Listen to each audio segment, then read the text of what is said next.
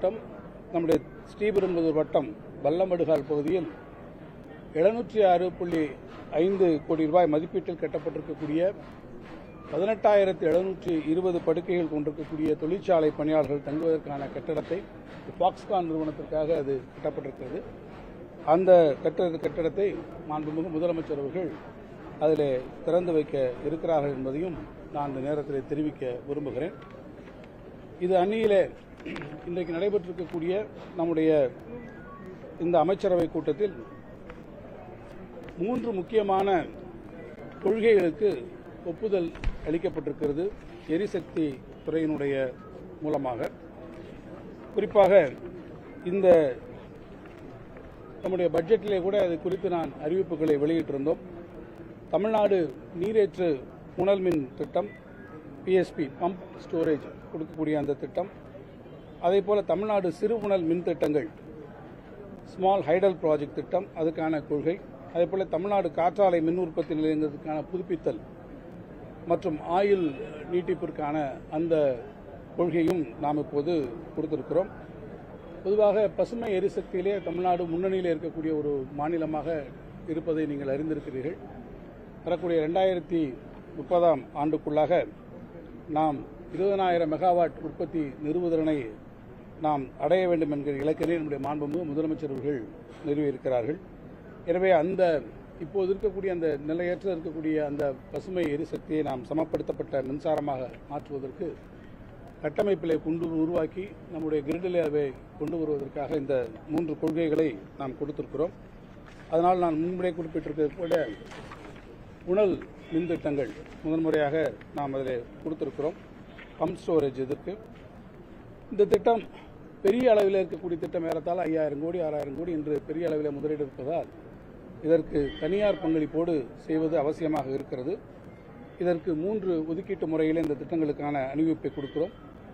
அரசு மற்றும் அரசு நிறுவனங்கள் பப்ளிக் செக்டார் அண்டர்டேக்கிங்ஸ் அவங்களுக்காக இருக்கக்கூடிய நீர்த்தேக்கங்களில் கூட்டு முயற்சியிலே ஜாயிண்ட் வெஞ்சரிலே அது செயல்படுத்தக்கூடிய திட்டம்.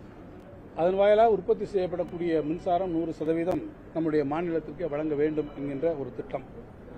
அதேபோல பொது நம்முடைய அரசாங்கமும் தனியார் முறையிலும் சேர்ந்திருக்கக்கூடிய கூட்டாட்சி முறையில் பப்ளிக் பிரைவேட் பார்ட்னர்ஷிப் PPP மாடலில் செய்யக்கூடிய அந்த முறை, அதே மாதிரி திட்ட ஆதரவாளர் முறை என்பது முழுமையாக தனியார் மூலமாக அவர்கள் செய்யக்கூடிய முறை என்று 3 வகையாக இது பிரித்துக் கொண்டு இந்த கொள்கை வகுக்கப்பட்டிருக்கிறது. இந்த கொள்கைக்கு பல்வேறு சலுகைகளும் கட்டணங்களும் நாம் வழங்கியிருக்கிறோம்.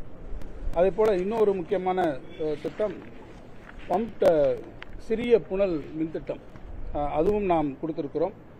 அதேபோல நான் ஏற்கனவே சொல்லியிருப்பதைப் போல இது எக்ஸ்பிரஷன் ஆஃப் இன்ட்ரெஸ்ட் என்கின்ற முறையில் ஒரு வருஷத்துக்கு 2 முறை அந்த திட்டத்தை உருவாக்கக்கூடிய திட்ட மேலாளர்களிடத்திலிருந்து இது பெறப்படும் என்பதை நான் தெரிவித்துக் கொள்கிறேன். ஒரு இடத்திற்கு ஒன்றுக்கு மேற்பட்டிருக்கக்கூடியவர்கள் யாராவது இந்த திட்டத்தின் கீழே அவர்கள் விருப்பம் தெரிவித்தால் அது அவர்களிடத்தில் ஒப்பந்தப்பள்ளி முறையிலே அது பெறப்படும். 1 மெகாவாட்டுக்கு மேலே கூடுதலாக இருந்தால் அவருடைய சொந்த மின்சாரம், அது கேப்டிவ் பவர் பிளான்ட்டுக்கு கேப்டிவ் பவர் யூஸுக்கு அது அனுமதிக்கக்கூடிய வகையிலே வந்திருக்கிறது. எனவே இது ஒரு மிக முக்கியமான வந்திருக்கும். இது அந்த கார்பன் எமிஷன் என்பதை கரியமில வாயு வெளியேற்றத்தை குறைத்து புதிய ஒரு தூய்மையான மாசற்ற மின்சாரத்தை உருவாக்குவதற்கு இது சரியாக இருக்கும். அதேபோல மரபுசார் எரிசக்தியை தாண்டி மரபுசாரா எரிசக்தி முறையிலே சுற்றுச்சூழலை அதற்கு உகந்தவாறு இது செய்வதற்கு மிகுந்த சிறப்பாக இந்த திட்டங்கள் இருக்கும். இந்த திட்டத்திலே நிறைய வேலைவாய்ப்புகளை உருவாக்க முடியும் என்பதை நான் தெரிவித்துக் கொள்கிறேன். அடுத்து மிக முக்கியமாக இருப்பது இந்த காற்றாலை நிறுவனங்களுக்காக இருக்கக்கூடிய இந்த புதுப்பித்த ஆயுள் திட்டம். தமிழ்நாட்டில் வந்து பார்த்தீங்கன்னா 1984 நிறைய விண்மில்ஸ் நம்ம போட்டிருக்கோம்.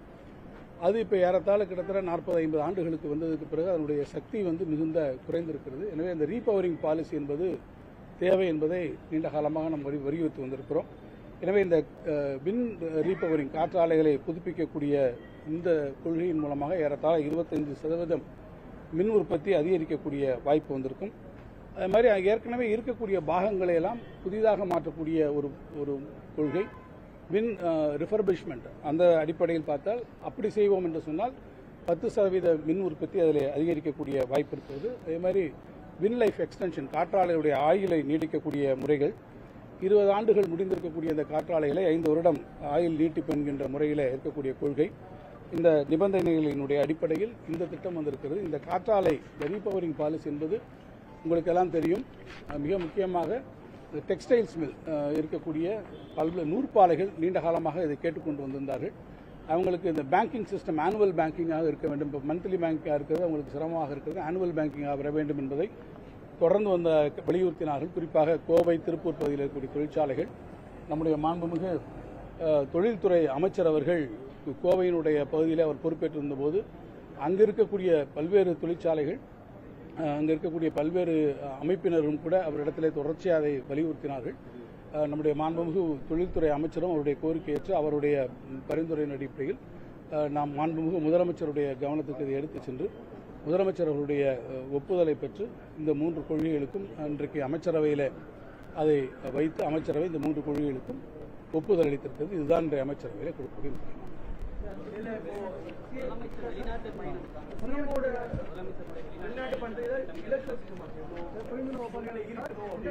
அப்படி இல்லை, அவங்க யார்கிட்ட பேசி இருக்கிறாங்க. இல்ல, முதலமைச்சருடைய வெளிநாட்டு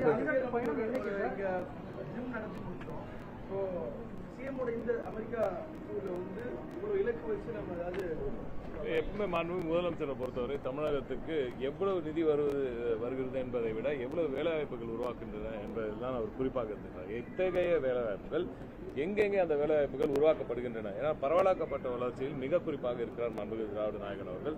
எனவே இந்த முறையும் அதேதான் நமது நோக்கம். தமிழகம் முழுக்க இந்த திட்டங்களை கொண்டு வந்து சேர்க்க வேண்டும் என்பதுதான் நமது நோக்கம். தமிழகம் முழுக்க இருக்கும் அனைத்து பகுதிகளுக்கும் வளர்ச்சியை கொண்டு வந்து சேர்க்க வேண்டும். மிக சிறப்பான ஹை எண்ட் ஜாப்ஸை கொண்டு வந்து சேர்க்கணுன்றதுல மாண்புமிகு முதலமைச்சர் அவர்கள் மிக குறிப்பாக இருக்கிறார். தெரியும், அது குறித்து முதலமைச்சர் அலுவலகம் முறையான வகையில் உங்களுக்கு தெரிவிக்கும்.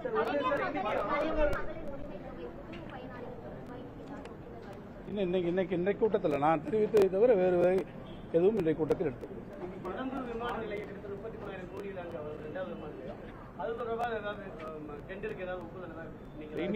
இதுல சைட் கிளியரன்ஸ் கொடுத்திருக்காங்க. சைட் கிளியரன்ஸ் ஏற்கனவே ஒன்றிய அரசு சைட் கிளியரன்ஸ் கொடுத்துச்சு. அதற்கான பணி மிக சிறப்பாக போயிட்டு.